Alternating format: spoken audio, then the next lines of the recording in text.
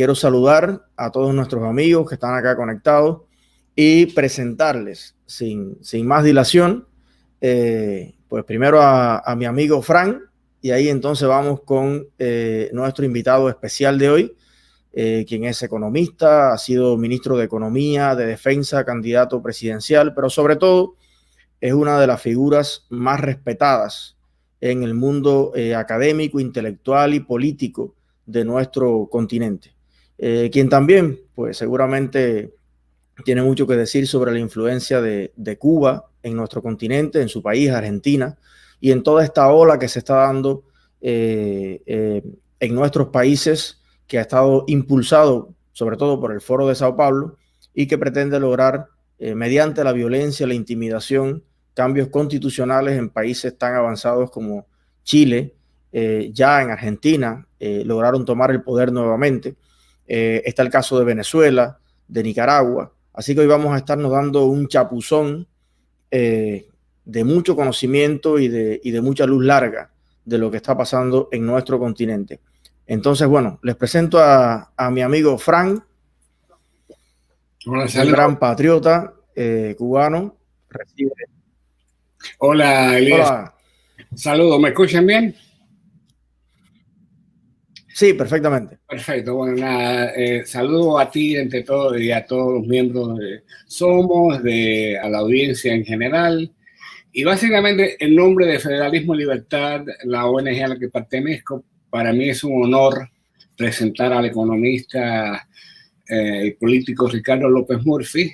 Ya tú dijiste un poco sobre él, hay mucho que decir, es un gran referente de las ideas libertarias y López Murphy conoce muy bien la situación de nuestro hemisferio, es muy respetado y estoy seguro que puede aportar mucho conocimiento, sugerencias en cuanto a políticas a seguir una vez Cuba evolucione hacia una democracia. Así que nada, sin más, los dejo con mi amigo Ricardo López Murphy, a quien admiro y respeto. Gracias por introducirnos. Bueno, acá estamos. Ricardo, ¿cómo estás? Muy bien, un gusto estar con ustedes y muy complacido con la introducción y los comentarios de Frank, y muchas gracias, Eliezer, por esta invitación. Bueno, Frank, entonces aquí voy a estar conversando con, adelante.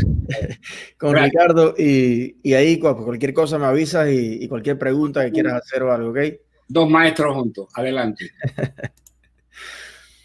Bueno, Ricardo, es un placer tenerte por acá y solo quiero, más o menos a modo de información, decirte que somos grandes admiradores de los pensadores liberales de varias generaciones que ha dado Argentina. Aquí tuvimos hace poco a Milei, estamos en proceso de invitación de algunos otros también. Y bueno, este es un canal que ya tiene más de 60,000 seguidores en más de 70 países. La edad promedio de nuestros seguidores es de 25 a 35 años, más del 80%. Estamos hablando eminentemente de jóvenes de dentro y fuera de Cuba, y también muchos amigos latinoamericanos. Para nosotros es muy importante escuchar un poco su experiencia, su pensamiento, porque como usted conoce, somos un país que llevamos más de 60 años con una censura total en los medios. Acabamos de llegar a Internet. Estamos asombrados todavía de salir al mundo y ver todo lo que se dice y se comenta en las redes. Tenemos muy poca cultura del debate. En más de 60 años nunca ha existido una crítica en un medio cubano al gobierno, a la dictadura, a Fidel, ni a Raúl, ni a Díaz-Canel. No existe.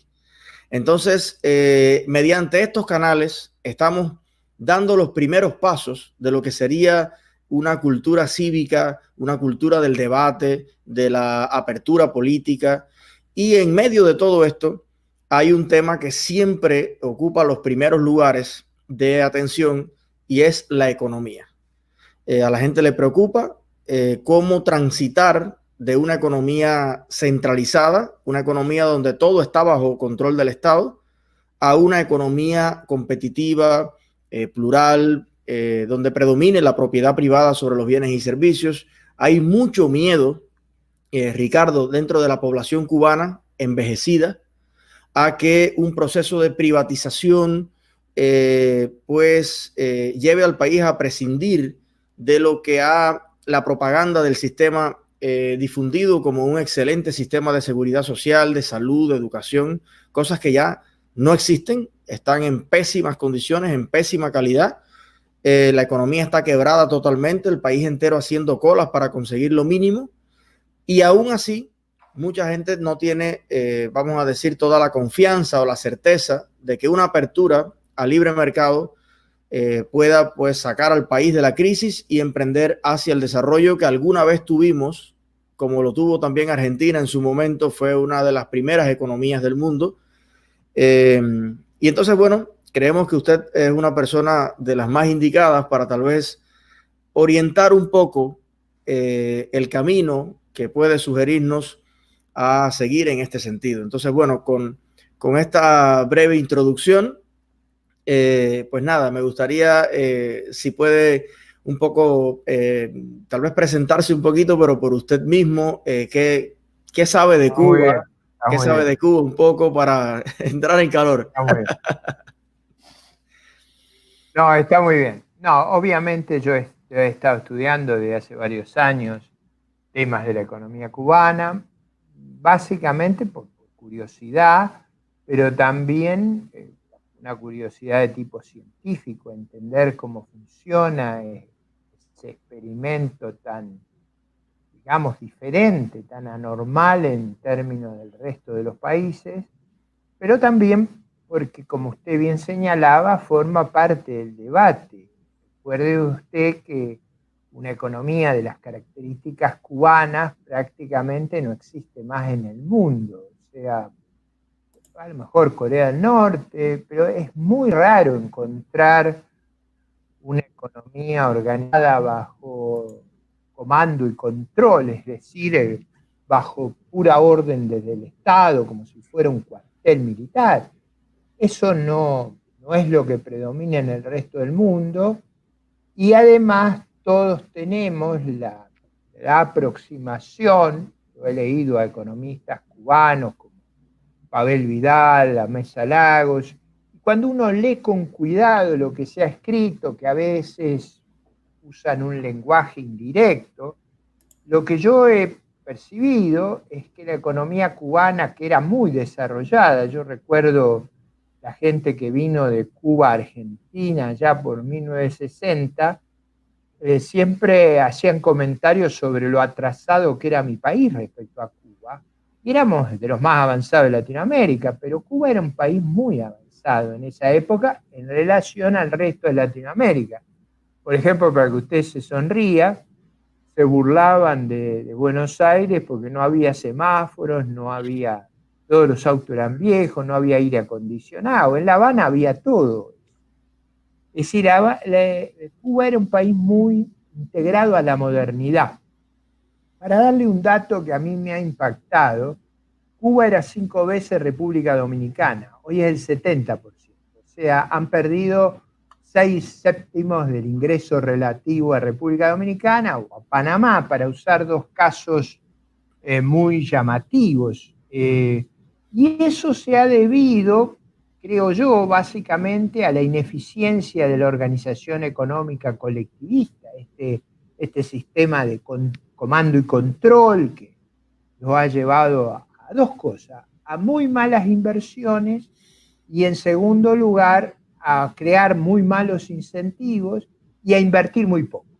Hasta donde yo sé, Cuba importa menos que en 1985, o sea, nosotros, con todos los problemas que hemos tenido, importamos 7, 8 veces más. Los países más avanzados, 20 veces.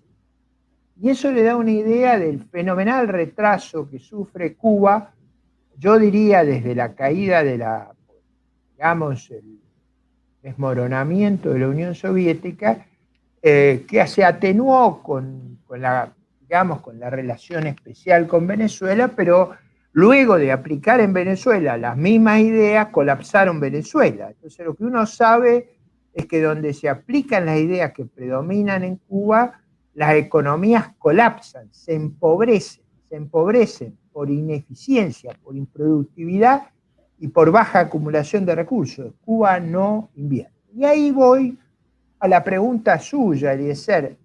Les va a ir muy bien fuera de ese sistema, pero muy bien, porque Cuba tiene recursos naturales que pasarían a ser utilizados intensísimamente. Ustedes tienen, siempre han tenido mucho talento humano. Y en tercer lugar, no es muy difícil asegurarle a la población lo que tienen hoy. Lo que tienen hoy es muy poco. Es decir, no es que hay que asegurarle ingresos extraordinarios, o sea, asegurar lo que tienen hoy y más es una meta muy sencilla, dada los bajos ingresos que usted tiene en Cuba per cápita cuando usted deja de trampear con el tipo de cambio. Usted sabe que hay dos monedas, que esas dos monedas, el verdadero tipo de cambio no tiene nada que ver con el tipo de cambio oficial, y cuando usted hace la transformación, el nivel de ingreso de Cuba es extremadamente bajo. Entonces, una apertura, ¿qué significaría? Significaría básicamente un aumento del tamaño de la economía. Habría mucho más empleo productivo, habría mucha más agregación de valor. Y la clave del nivel de vida es cuánto valor se agrega.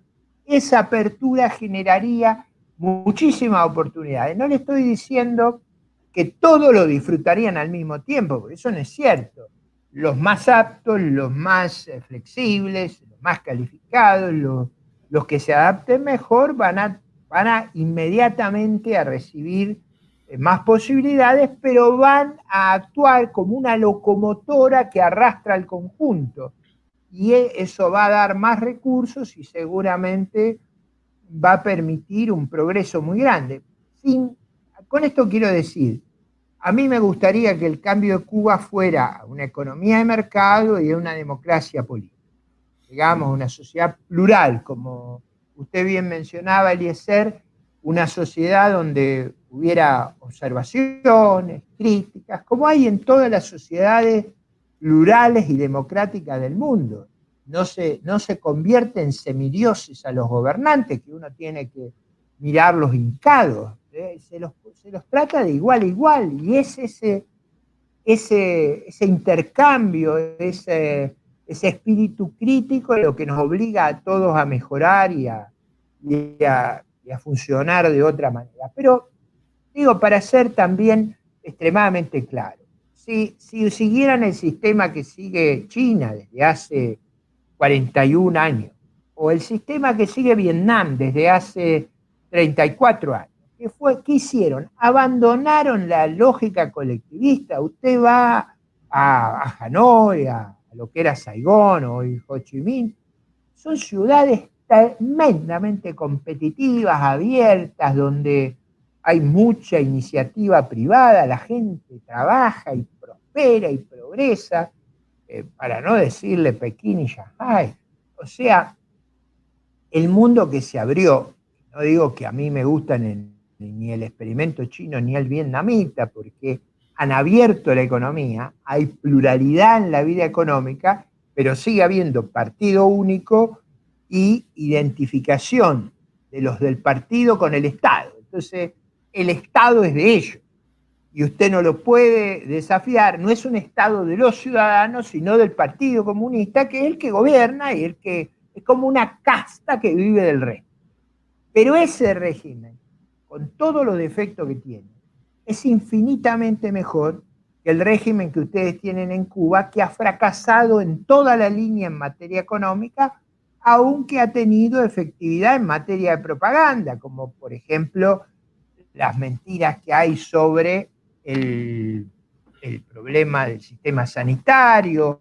Es decir, usted se imagina que con ingresos per cápita muy bajos, sin acceso a la aparatología internacional ni intercambio de científicos, sería un milagro que Cuba fuera de un nivel de excelencia en salud, y sin embargo el relato del régimen es que son excelentes, y no es verdad eso no es verdad cuando Yo, por ejemplo, he seguido el caso cuando fueron a trabajar a Uruguay como oftalmólogos y les tomaron examen y la Facultad de Medicina de Uruguay determinó que no cumplían los requerimientos. Con esto no estoy diciendo que el genotipo cubano no puede, no, es el sistema el que les hace un daño antropológico. Este es el punto que hay que entender. Ese sistema hace un daño.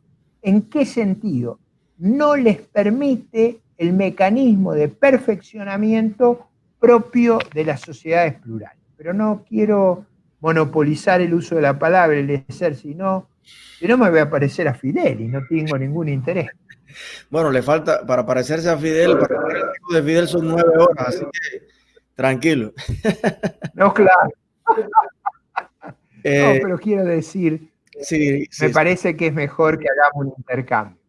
Sí, no, estoy plenamente de acuerdo con eso y nosotros, yo creo que gran parte del pueblo de Cuba, sobre todo la gente más joven, hoy entiende perfectamente que estuviéramos mucho mejor abastecidos y tuviéramos mejor calidad de vida si ese 95% de bienes y servicios que produce el Estado con el Partido Comunista lo produjera el pueblo, lo produjeran las manos y las mentes libres de los cubanos. Pero una pregunta recurrente y preocupante es cómo transitar del Estado como dueño de todo, las industrias, las grandes, las chiquitas, las medianas. Y ahí viene mi próxima pregunta. De los procesos que usted haya estudiado de privatizaciones, que claro, a mí siempre me dicen, oye, pero habrá que privatizar. Y entonces yo digo, bueno, porque alguien estatizó antes.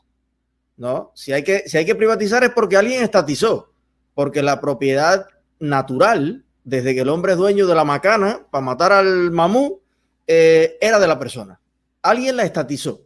Entonces, ¿cuáles serían, digamos, a su juicio las 3 mejores prácticas que debe observar un país en un proceso de privatización para que sea transparente, exitoso y un proceso que no lleve al caos y, peor todavía, que los dueños de la KGB, como en Rusia, y los grandes jerarcas del Partido Comunista se apropien de las industrias más importantes y de las propiedades más importantes? Es muy buena pregunta, porque en realidad estatizar es un eufemismo, es una palabreja que tiene otro significado.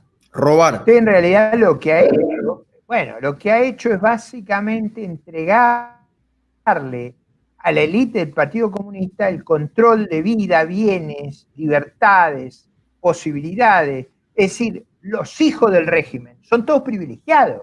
No se engañen, en Cuba no hay igualdad. La casta que domina tiene privilegios que no los puede tener en ningún país capitalista, ninguno de las personas más ricas. O sea, el poder, la capacidad, el disfrute diferencial es inmenso. Yo he hablado con mucha gente que ha vivido y trabajado en Cuba muchos años, y los relatos son estremecedores sobre las diferencias que existen entre la élite y el común de la gente. Entonces, estatizar es un eufemismo, una mala palabreja para decir ha pasado de la propiedad de la sociedad civil, de la ciudadanía, a las manos de la élite que los explota y los gobierna. Ahora, ¿qué significa que usted se le saca eso a la élite? Que le saca los privilegios y pasan a ser un recurso de la sociedad. Por supuesto que va a haber compradores y esos son esos recursos los que vuelven a la sociedad. Pero como usted bien decía, lo que se va a generar es un sistema de incentivos muy poderoso que va a hacer subir mucho la productividad. Y ahí usted me preguntó qué ejemplo miraría. Bueno, yo miraría con mucho cuidado el ejemplo de Alemania Oriental. Yo no haría experimentos acá. Esta cosa de creer que los argentinos tenemos una mala costumbre que es creer que somos los más vivos del mundo. Y eso produce a veces la idea que tenemos que hacer un experimento que a nadie se le ocurrió antes.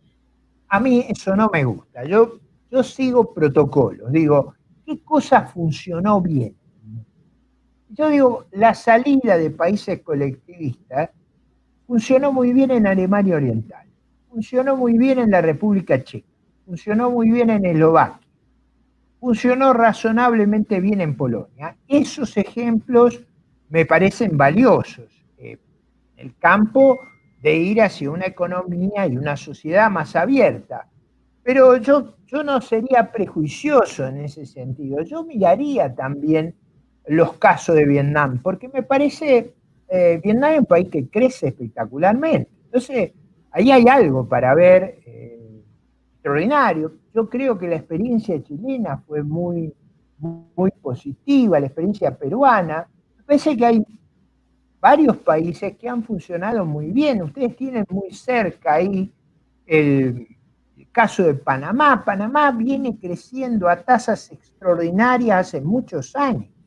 Y es un país que por características culturales, psicológicas, es muy asimilable. Panamá es tan exitoso porque Cuba ha fracasado tanto. Los cubanos eran mucho mejor que los panameños. O sea, lo que usted ve en Panamá lo vería en Cuba potenciado, porque lo natural era que ese fenómeno lo viviera Cuba. Por eso yo digo, yo miraría el sistema organizativo de Panamá. Si usted, esto de dado a mis preferencias, pero supongamos que las preferencias que prevalecen en una sociedad libre en Cuba después de dejar el régimen colectivista, supongamos que no sean tan liberales como pienso soy yo, y usted tuviera una variante más socialdemócrata. Bueno, yo miraría el caso de Uruguay. Uruguay es un país que ha sido exitoso, de una gran igualdad, de eso que usted me comentaba que le preocupa mucho a los cubanos. Uruguay ha sabido proteger a sus sectores muy desvalidos, con una distribución del ingreso muy eficaz. Digamos, no es el modelo que yo elegiría, pero digo, si yo tengo, usted no siempre tiene la posibilidad de que los demás acompañen sus elecciones, pero digo, yo tomaría esos casos, miraría lo que hizo Alemania del Este, miraría lo que hizo la República Checa, la República Eslovaca, Polonia, y miraría Panamá y Uruguay, que me parecen casos muy atractivos por lo exitoso, porque acá hay que mirar a los que le va bien, no a los que le va mal. Ricardo, yo coincido de nuevo y me gustaría, en este caso, hacerle una pregunta filosófica. Adelante. Alguien me dijo un día, los liberales no tienen alma.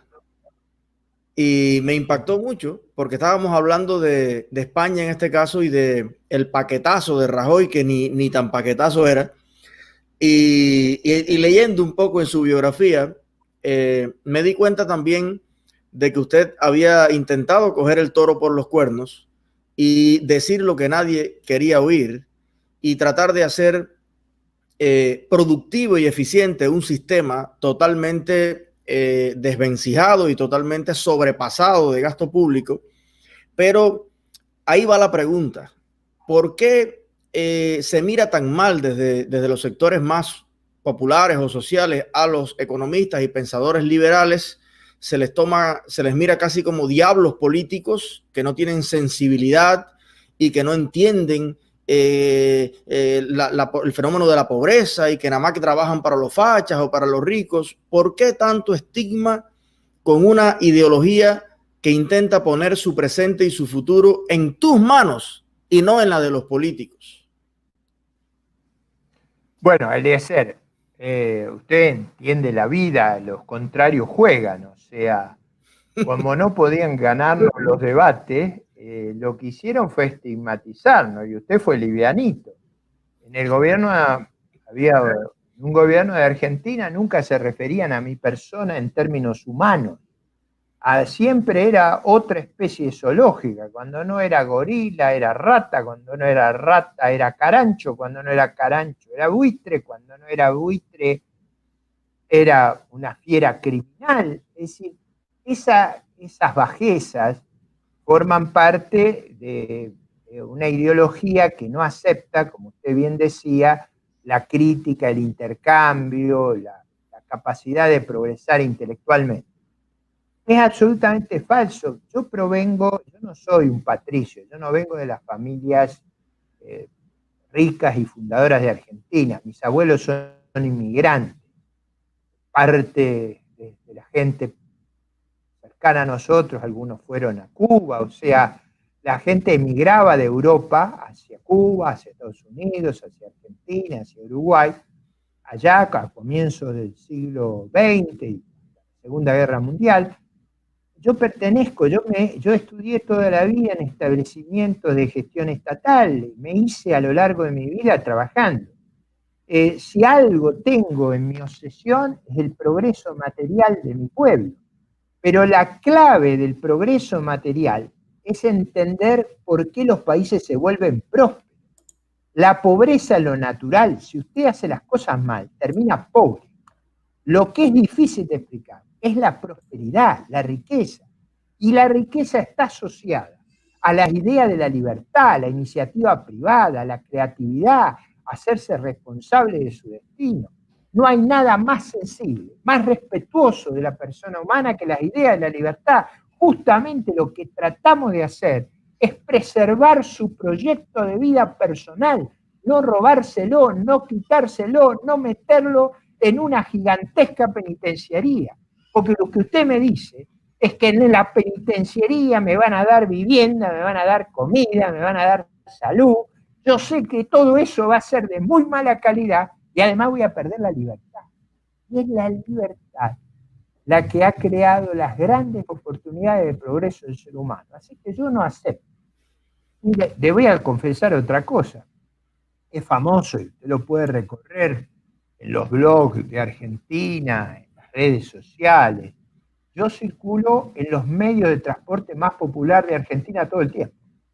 Yo entro a los buses, a los colectivos, y le puedo asegurar que las muestras que recibo son de gran afecto. La estigmatización del régimen, de sus aliados colectivistas, no ocurre en la realidad. ¿Usted cree que yo he protagonizado todas esas, digamos, competencias electorales, que circulo por las calles de todas las ciudades argentinas sin ningún custodia, subido a los medios de transporte público porque soy impopular? Pero sí, digamos, al revés, los que no pueden circular sin la patota que los rodea, sin los custodias son ellos. Yo circulo todo el tiempo. Yo puedo hacer frente a cualquier persona y contarle la historia de mi vida. Mi vida es una vida de esfuerzo, de mérito, de estudio, de sacrificio. Por supuesto, también he gozado la libertad y las oportunidades, porque nosotros no somos predicadores del pobrismo, somos predicadores de la prosperidad, porque nosotros creemos que en el desarrollo económico hay una moral muy grande, que es darle a los seres humanos la oportunidad de una vida plena. Yo creo que tener más es mejor que tener menos, eso sí es cierto. Cuanto más tengan los seres humanos, yo creo que van a tener más opciones, más posibilidades. ¿Usted ve que alguien elige escaparse para estos lugares colectivistas? Yo siempre, cuando me preguntan qué régimen es más popular, digo, ¿usted sabe para qué lado arranca la gente? ¿Ha visto cruzar el mar Caribe proceloso en tiburones para ir a Cuba? ¿O ha visto, como he visto yo, millones de cubanos escapando del régimen? Yo veo la gente, el muro de Berlín se hizo para impedir que Occidente fuera el paraíso comunista, o se hizo para impedir que se le escaparan los trabajadores a los comunistas. Y la verdad, todos sabemos cuál es la verdad. El muro fue para impedir que se escaparan, y siempre esos muros son para impedir que se escapen. Esa es la lógica fundamental del régimen colectivista. Es explotar a los ciudadanos para el enriquecimiento de la élite. Miren, hay países que eso llega a extremos increíbles. En Corea del Norte, la pertenencia a la élite es hereditaria. O sea, usted no puede pasar de un lugar a otro. Es peor que en Cuba. Ahora, eso da una idea de lo que es el abuso de las personas humanas. Yo expreso otra cosa, es falso ese estigma, pero bueno, los contrarios juegan y algo me tienen que colgar, a ver si me pueden parar. La realidad de acomodar los ingresos y los gastos. Mire, los gastos se van a acomodar a los ingresos. Hay forma de hacerlos de manera inteligente y hay forma que a usted le pase.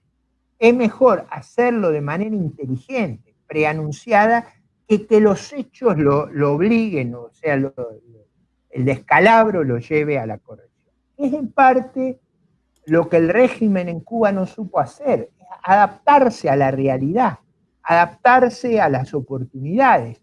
Y quiere ser sin ánimo de ser pesimista, pero piense usted lo que depende Cuba del turismo y de las remesas, y de Venezuela. Y ahora no va a haber recursos ni en Venezuela, ni en la remesa, ni en el turismo. Entonces, yo creo que ha llegado la hora de ver con realismo. Cuanto más realismo le pongan, más van a optar por la libertad. Es el camino donde los países han encontrado una respuesta extraordinaria a sus limitaciones. Ricardo, sin embargo, vemos que en Argentina, a pesar de que todo esto, en Argentina sí se puede hablar en los medios y sí hay internet y hay radio y se hacen excelentes debates, la gente le ha vuelto a dar el mando a mi juicio, y me voy a tomar una licencia para hablar de su país con mucho respeto, pero como yo lo veo, la gente le ha vuelto a dar la llave de la casa a los ladrones más grandes que ha tenido no solamente Argentina, sino que han roto récords mundiales. ¿Cómo es posible que se lleve a un pueblo al punto, yo creo, de desamor a la libertad, de darle el voto a personas que le cogen contenedores con lingotes de oro, con millones de dólares en efectivo, que lavan dinero por aquí y por allá, que son parte de todo este cartel internacional denunciado por todos los organismos, buscado por la Interpol, que tienen este respaldo irrestricto a las dictaduras más sangrientas de ahora mismo el continente, Venezuela, o sea, Maduro, la de Cuba, la de Nicaragua. ¿Qué le pasa a nuestros pueblos en ese sentido? La gente prefiere vivir con poco, sostenidos por el Estado. Hay un temor a la libertad y a la responsabilidad. ¿Qué papel juegan los medios en eso? O sea, la pregunta sería, ¿cómo es posible? Es una muy buena pregunta. Se imagina las veces que yo me la he formulado. Parte de eso fue producto de una muy mala gestión del gobierno anterior, porque si usted sufre por incompetencia, por mal diseño, por frivolidad, como fue el gobierno anterior, una crisis económica aguda, en esas condiciones es muy difícil ganar las elecciones. El gobierno anterior cometió enormes errores políticos.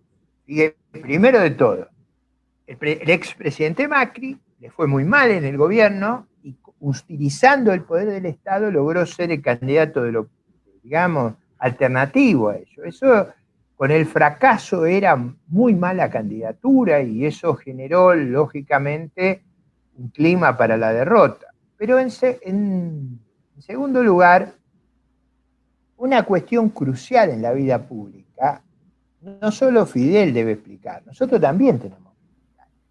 Y el expresidente Macri jamás explicó la terrible crisis que él heredó, los problemas que teníamos. Y si usted no explica, en el fondo, la vida política y la especie humana depende de narrativas.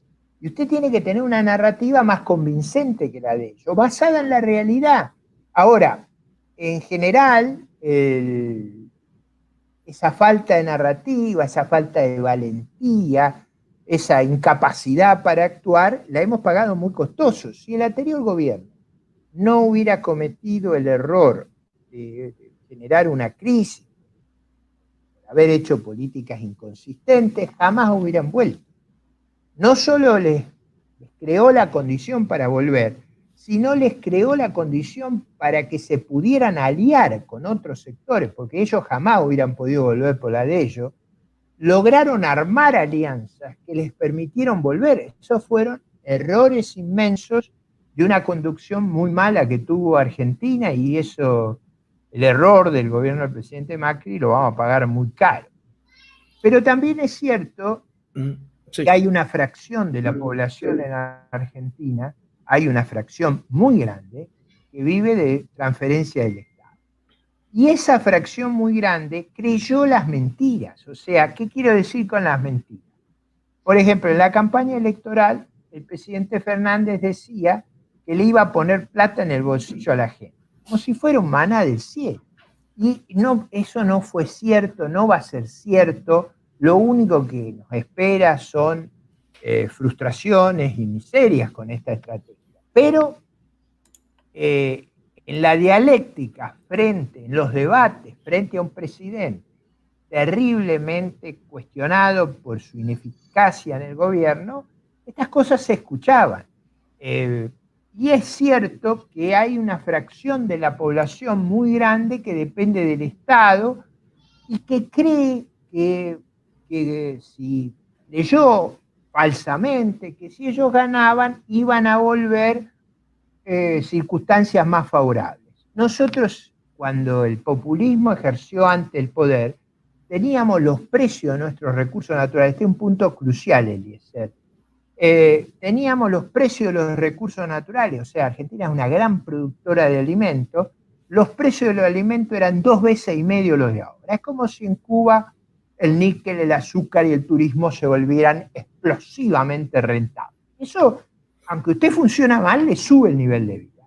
La gente asociaba la prosperidad de ayer al gobierno de ellos, en lugar de asociarlo, es decir, un error de identificación, a los precios excepcionales.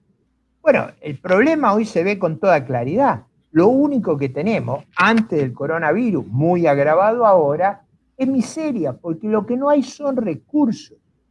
No tenemos la gravedad de la situación de Cuba, pero nuestras exportaciones bajaron entre bienes y servicios de 100.000 millones a 55.000.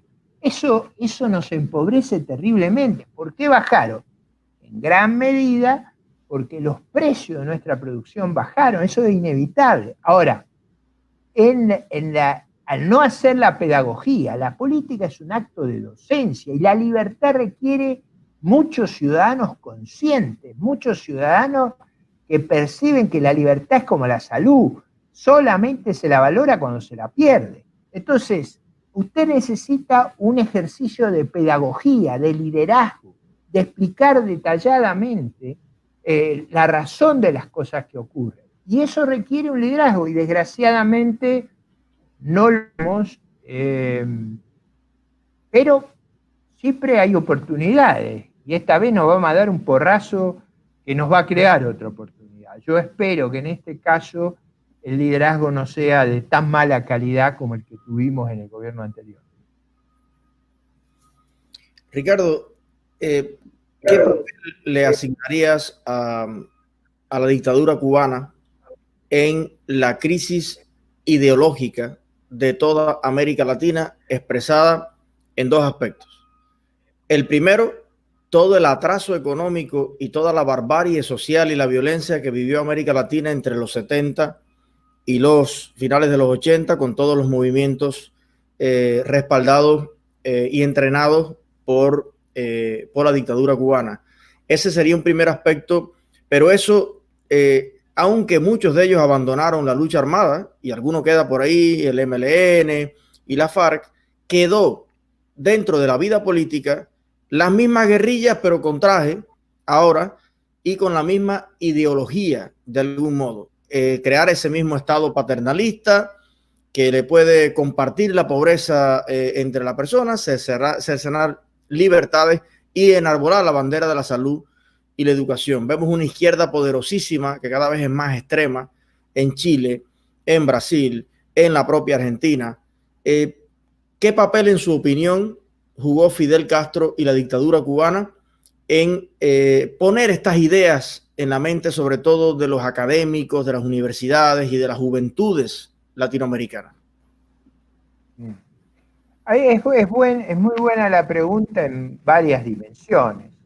Cuba fue parte, o si quiere, la base en América Latina de lo que fue el conflicto de la Guerra Fría entre la Unión Soviética y el mundo occidental. Y lógico, digamos, era esperable, salvo un tonto no se daba cuenta que los movimientos entrenados en Cuba intentaban instalar en nuestros países una dictadura comunista del mismo tipo que existía en Cuba y que existía detrás del muro de Berlín. Y esa lucha fue abierta, o sea, y durante muchos años hubo un combate abierto entre las fuerzas que defendían, digamos, el Estado de Derecho, las libertades, y las fuerzas sediciosas que trataban de cambiar el régimen de vida. Pero en aquella época los temas eran mucho más claros, porque uno sabía dónde estaba el mando. Moscú era el faro luminoso de la historia para ellos, y se lo decían abiertamente. O sea, no es, yo fui estudiante en esa época, a fines de los 60, comienzo de los 70, y se paraban y decían, acá está el faro luminoso de la historia, y eso no era ningún faro luminoso. Un mundo de criminales, de asesinos, de torturadores. La Unión Soviética, el comunismo mató más de 100 millones de personas en el gran salto adelante, en la colectivización forzosa, en los juicios de Moscú, una catástrofe. Ahora también reconozcamos los errores de este lado. Los errores de este lado fue que la calidad de nuestros liderazgos fue pobre. Por eso no se animaban a los debates. Esto que usted me está haciendo, Eliezer. Usted me preguntó por qué estudié tanto sobre Cuba, sobre la Unión Soviética, sobre Vietnam, sobre China. Porque yo he sido uno de los intelectuales que está en primera línea de batalla. Yo le puedo asegurar que cada vez que hemos ido a un debate, siempre nos hemos hecho retroceder. Porque la evidencia está ahí. Ahora, si nuestra gente actúa de manera pusilánime, holgazana, no está dispuesta a defender su régimen de libertades, bueno, con malos ciudadanos, Dios nos libre y nos guarde. Entonces usted necesita cierta ejemplaridad. Yo, por ejemplo, que soy un gran admirador de José Martí, usted mira ahí una figura ejemplar y usted tiene que tener admiración por sus líderes, por el coraje que ponen, por los argumentos, por esa actitud docente. Parte del problema que tenemos en Latinoamérica es que la mayor cantidad de nuestros jóvenes ignora la tragedia que se vive en Cuba. Creen que eso es un paraíso. Los han hecho creer que ese es un mundo fabuloso. Eso no es cierto, rompe los ojos. Yo te voy a contar una anécdota. A mis hijos, a algunos de mis hijos, que a veces me cuestionaba lo que una vez le pagué una vacación en Cuba, volvió y estaba convertido en un lopesmurfista incontenido, porque vio con sus propios ojos lo que ocurría. Yo no le dije, no vayas a los lugares que te muestran, vos andás a otros lugares, no dirás nada, vos mirás, vos observás, conversás con la gente, eso es lo que vos tenés que hacer. Y fue una experiencia estremecedora cuando era muy joven. Se volvió una persona que entiende el punto de vista, se volvió curioso sobre por qué había tanta mentira y tanta tergiversación. Eso es una parte del problema. La otra parte del problema es que en los seres humanos hay naturalmente gente que aspira a la libertad y hay gente que tiene un espíritu tribalista, autoritario. El espíritu tribalista no es fácil de enfrentar, porque el espíritu tribalista quiere que los individuos se sometan al colectivo y no tengan libertad. Y la lucha por la libertad es una lucha compleja, porque el colectivo dice, ¿por qué vas a ser vos exitoso por tu mérito y esfuerzo? Trae para la tribu. Entonces, esa cuestión de ponderar al colectivo versus el individuo es una tensión que existe en la humanidad. Yo creo que si se conoce la verdad sobre Corea del Norte, sobre Cuba, sobre Nicaragua, sobre Venezuela, mire, si usted dejara votar libremente en cualquiera de estos 4 países, pierden por muerte en una elección libre. El problema es que una vez que ellos se apoderan del país, nunca más hay elecciones libres. Fíjese lo que pasa. En Cuba, en su constitución, hay identificación del Estado con el partido. Es como un Estado teocrático. Nada más que los dioses, en vez de ser Alá y Mahoma, los dioses son Fidel y Raúl. O los dioses son Kim Il-sung y Kim Jong-il. ¿Se acuerdan? Las viejas iglesias había, digamos, los vitrales, donde estaban los santos y la figura de Jesucristo. Bueno, ahora en las dictaduras comunistas está la figura de sus líderes, que se han endosado. Pero todo eso está tergiversado, falseado. Cuando usted conoce la verdad, cuando usted sabe lo que ha ocurrido, usted sale espantado de ahí. Pregúntele a los nicaragüenses si pudieran votar, si pueden votar. No, ¿a quién se le ocurre que ese matrimonio podría gobernar Nicaragua? Imagínese quién votaría al del pajarito, a Maduro, no lo votaría ni la familia. Pero, es decir, una vez que ellos se apoderan del poder, se acaban las elecciones libres. Por eso no hay que ser tonto, hay que entender por qué vienen. Y parte, en el pasado era más fácil entenderlo porque todos nos dábamos cuenta que la orden venía Moscú-La Habana, La Habana, América Latina. Ahora no es tan claro para mucha gente y está esta idea de que se puede construir el paraíso perdido, el paraíso colectivista. Todas las veces que se intentó terminó en una catástrofe, en una pesadilla. Sí, a veces me pongo a pensar si existiera la bancarrota política, estos líderes comunistas hubieran hecho bancarrota todos los años. Pero bueno, como ellos tienen un cheque en blanco, pues pueden seguir. La próxima pregunta, Ricardo, tiene que ver con algo que nos dijo Milei cuando lo tuvimos de visita por acá.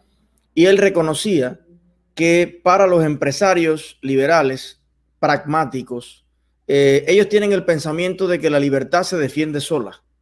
Y entonces cometen ese error que usted también estaba esbozando, que era no explicarse, no defender la libertad. Como que eso es algo que la gente debe darse cuenta per se.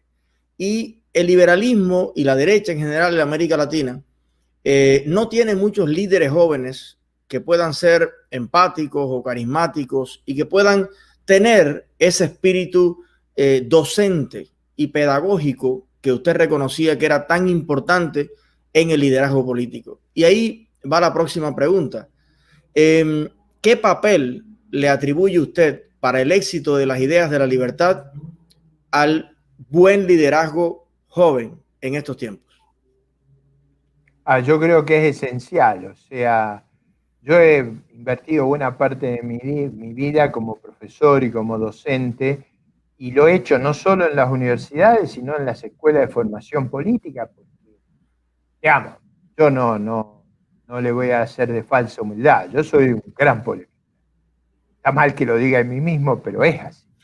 Parte de ese entrenamiento fue en todas estas discusiones que vengo sosteniendo hace muchos años, y mi obsesión ha sido formar jóvenes que puedan soportar el fragor de estas ideas frente a charlatanes, frente a grandes vendedores de paraísos perdidos, de falacias, pero que en los debates son muchas veces emotivos y los nuestros no tienen esa carga porque son más racionales, tratan de construir el argumento y no saben tocar la fibra íntima de las personas, no saben marcarle con intensidad la pasión por la libertad y los riesgos que corremos.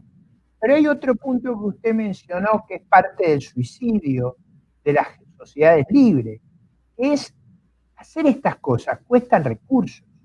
O sea, una de las cuestiones cruciales que yo hablo con todos mis conocidos es que mucha gente cree que yo he salido a defender estas ideas porque soy como un Quijote dedicado a defender la libertad en el mundo. Eso no es cierto. Si nosotros no hacemos, y en eso es muy importante, no financiamos centros de estudio, centros de pensamiento, personas como usted que crean la posibilidad del debate, de ilustrar sobre alternativas. Al no financiar eso, lo que hacemos es debilitar la causa de la libertad. Entonces, la causa de la libertad necesita, por supuesto, líderes jóvenes, formados, preparados, aguerridos. La defensa de la libertad necesita cierto coraje. Estos grupos tribales van por usted. Yo a edades avanzadas he tenido que pelearme en la calle porque la forma de callarme, como no pueden en los debates, venir a darme un correctivo físico. Ahora, además de coraje, necesitamos recursos.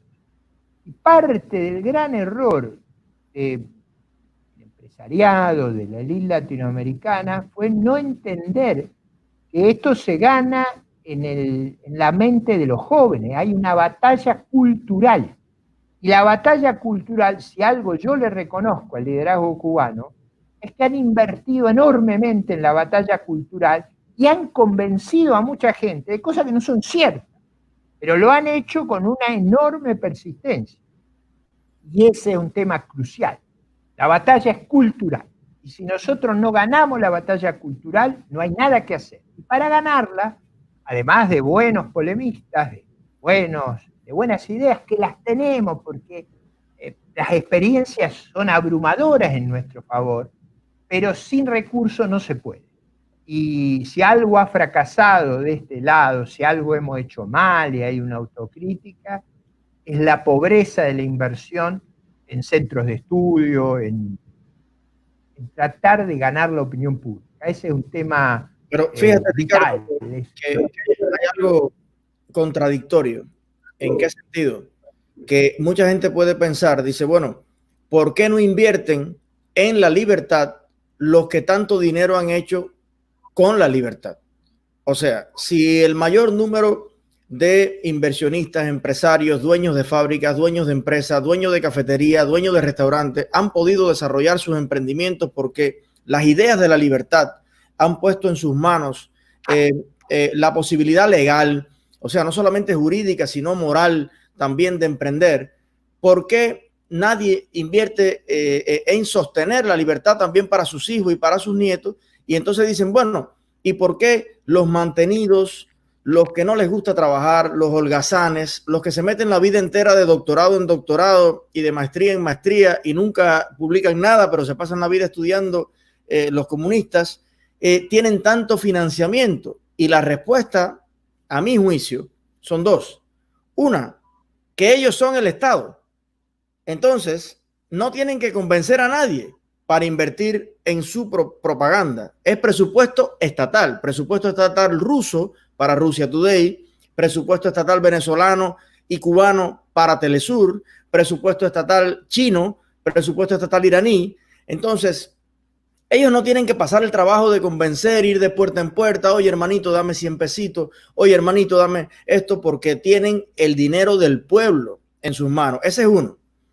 Y la segunda tiene que ver con el hecho de que generalmente el pragmatismo del que usted hablaba, o sea, las personas que han logrado pues algo al respecto, no siempre son las personas más claras de por qué han logrado eso.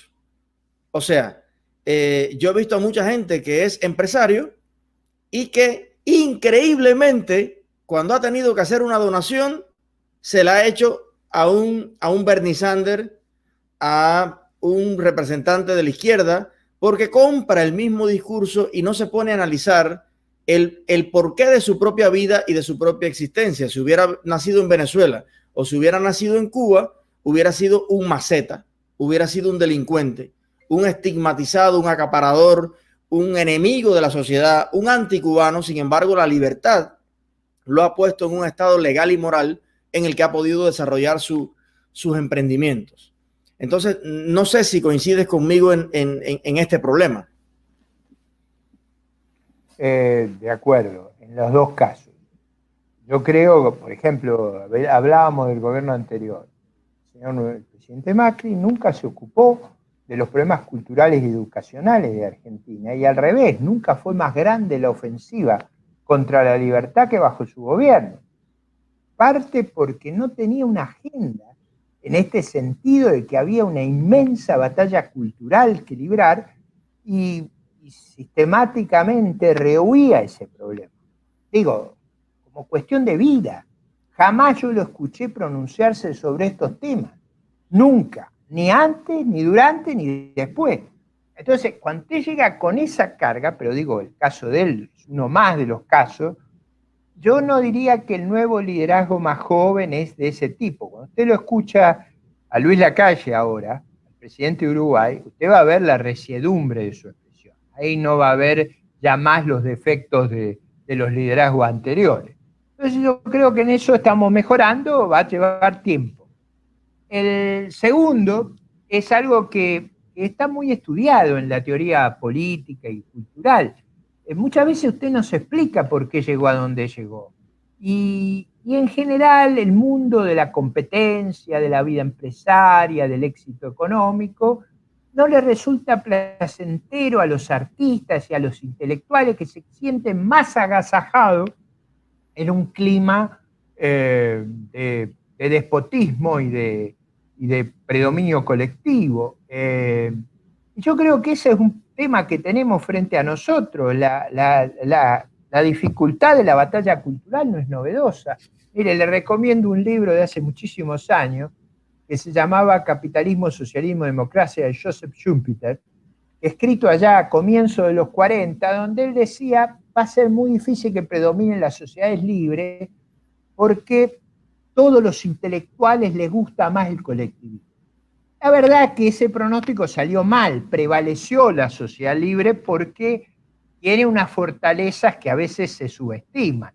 Pero es verdad que la batalla cultural es formidable y parte de mi vida la he dedicado a eso. Es decir, soy muy consciente de que hay que convencer, que hay que persuadir y que hay que explicarle a la gente la razón de su éxito. Yo le decía recién, usted necesita una narrativa. Toda nuestra especie necesita una narrativa. La Biblia es una gigantesca narrativa, el Corán.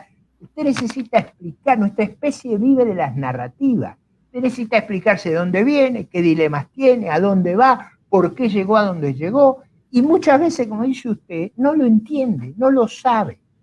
Y es nuestra responsabilidad luchar por los valores de la libertad y persuadir que en otro contexto, en otra circunstancia, como dice usted, sería estigmatizado, sería un preso del régimen y del Gulag.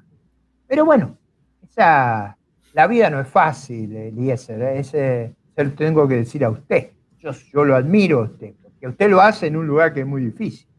Yo lo hago en un lugar que es más cómodo. No le voy a decir que toda mi vida fue cómoda, pero por ahora no sufrimos el hostigamiento que usted sufre.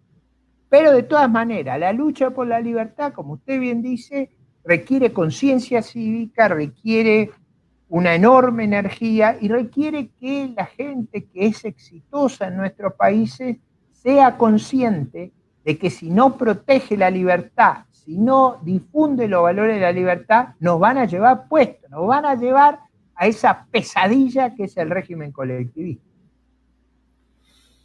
Ricardo, yo me estoy escuchando para atrás, creo, para no abusar de su generosidad, le tengo solo 2 preguntas más y está, bueno, adelante. La gente en el público, en el chat, pues la verdad que muy, muy entusiasmada con su narrativa. y bueno, la primera es, ahora mirando todo lo del COVID-19, las diferentes variantes que se han empleado en diferentes países, en realidad nadie sabe ni supo a tiempo todo lo que había que saber, ni se sabe si lo sabremos en poco tiempo, pero digamos, a ver si podemos levantar la vista un poquito hacia adelante, que hay una gran incertidumbre. ¿Qué le augura usted a nuestro continente y al mundo en los próximos 5 años con este predominio chino en la OMS, en la ONU, ahora en el Consejo de Derechos Humanos, China, Venezuela y Corea, que ya estuvieron antes, en esta prostitución escandalosa de los medios que debieran estar a favor de las libertades, que no es más que la dignidad. Para eso se crearon y que ahora están poniendo al timón del mundo a los que más atentan contra la libertad y contra la dignidad. ¿Qué le puede augurar al mundo en los próximos 5 años? Esa sería la primera. Y ya después de eso, pues, digamos, un mensaje final que nos pueda dejar a toda la juventud cubana. Muy bien, vamos a la primera. ¿Qué sabemos del COVID-19 que ha sido muy, muy importante? Sabemos que Asia, Japón, Corea del Sur, Taiwán, Hong Kong, Singapur, lo ha hecho bastante mejor que Occidente. Mucho mejor que Europa y mejor que Estados Unidos. Parte de eso se debe a sociedades que han sido más cuidadosas en su alimentación, en su higiene, en su capacidad de actuar ordenadamente frente a las amenazas. Entonces, a mí me parece que hay un examen que hacer sobre errores previos. Es decir, el COVID no ataca a cualquiera, ataca a gente que, por ejemplo, tiene alta presión, obesidad, y eso tiene mucho que ver con el régimen de actividad física, de nutrición, con las características de recurrir al tabaco, o sea, hay conductas que lo hacen mejor a usted que otro, y hay, por ejemplo, sistemas públicos y privados de salud más eficientes que otros, o sea, donde las advertencias llegan a tiempo. Segunda cosa que sabemos del COVID. Taiwán avisó a tiempo y hubiéramos ganado 6 semanas en el combate mundial contra la pandemia si no se hubiera ocultado la información de lo que pasaba en China. Entonces ahí aprendimos 2 cosas. La primera es que las dictaduras comunistas ocultan los datos. Nos enteramos de los problemas muchas semanas después de lo que deberíamos habernos enterado. Como Chernobyl, ¿no? La segunda, efectivamente, es el corazón del derrumbe soviético, no solo fue el fracaso económico, fue la vergüenza de la catástrofe ecológica que habían causado en Chernobyl, esa catástrofe humanitaria para su propio pueblo, pero pusieron en riesgo a toda Europa con su incapacidad, con su falta de libertad, porque no hay eso que usted muy bien, Eliezer, señalaba, el control y el balance de una sociedad libre, donde a usted lo critican todo el día. Es bueno eso, porque cuando a usted lo critican, lo mejoran, no lo disminuyen. A usted le permiten corregir errores. Entonces, lo segundo que hemos aprendido es que los regímenes más libres, uno de los países que mejor lo hizo en el mundo fue Taiwán. Entonces, ¿por qué no estudiamos esos casos? Eso es una cosa importante de entender.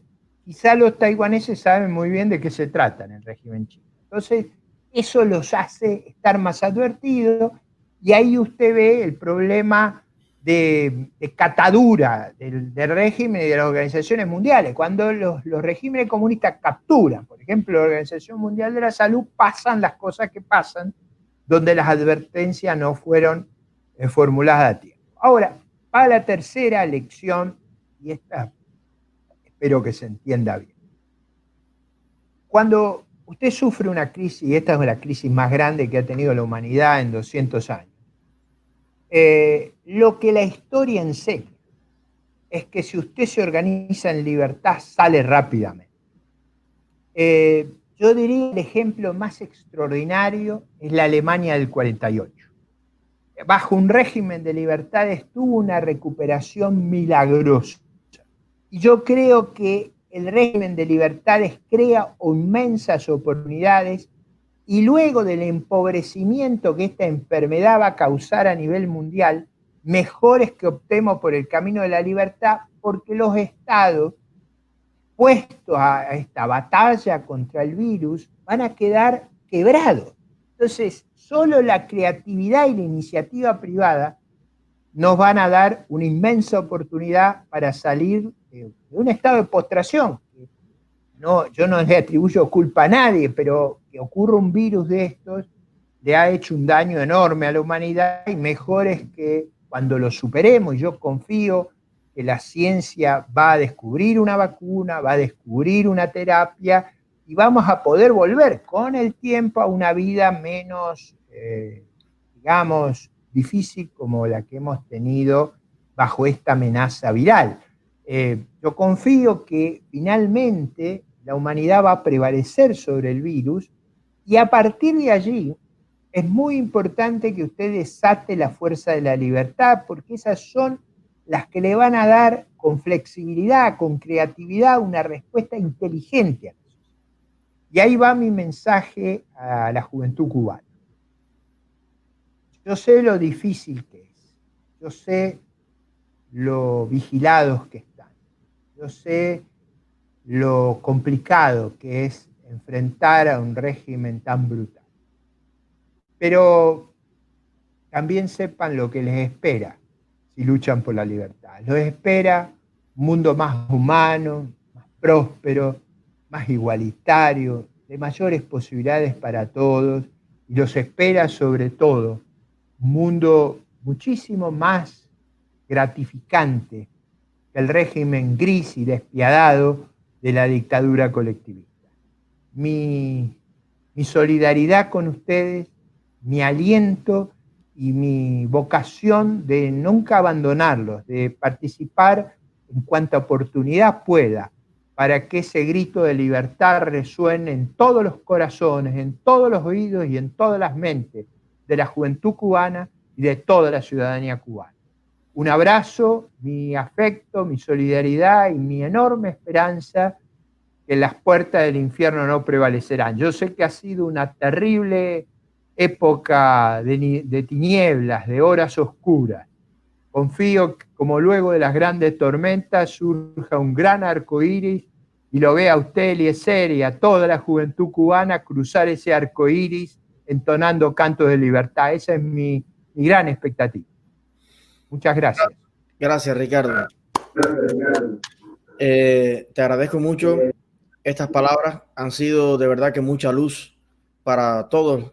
Tenemos ahora mismo 2.570 personas conectadas en vivo. Al final del día, más de 35.000 cubanos habrán visto sus palabras y creo que necesitamos mucho de esto. Para nosotros la información y las ideas son como el oxígeno para, de alguna manera, revitalizar la esperanza en el futuro y la posibilidad de superar también el presente. Quiero decirte que esta plataforma, este canal y toda la juventud cubana también está a disposición de Argentina y de toda Latinoamérica para construir entre todos, tal vez como está la Unión Europea, mi gran sueño es que tengamos una unión latinoamericana donde podamos trabajar, vivir, casarnos, hacer emprendimientos en cualquiera de nuestros países, porque demagógicamente hablamos todo el tiempo de la hermana República de Venezuela, la hermana República,